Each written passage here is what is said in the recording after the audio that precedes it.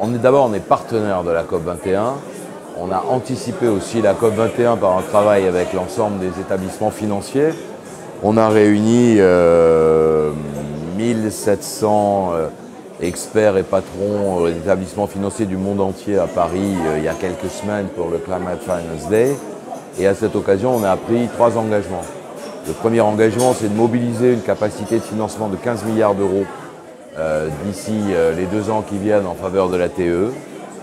Le second engagement, c'est de jouer de nos politiques actionnariales, puisqu'on est actionnaire de la plupart des grandes entreprises, et donc de travailler avec elles sur cette thématique de la transition.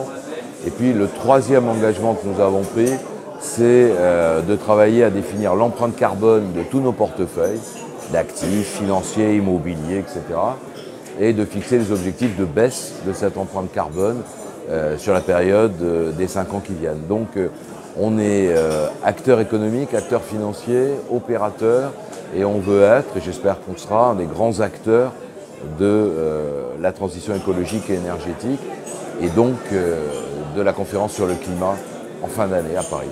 C'est un enjeu majeur parce que pour nous, c'est un des grands axes de la vision de moyen terme de la Caisse des dépôts. C'est ce qu'on appelle les transitions. Il y a la transition numérique, la transition démographique, la transition territoriale, mais il y a d'abord la transition écologique et énergétique. Donc c'est une des grandes orientations de la Caisse des dépôts.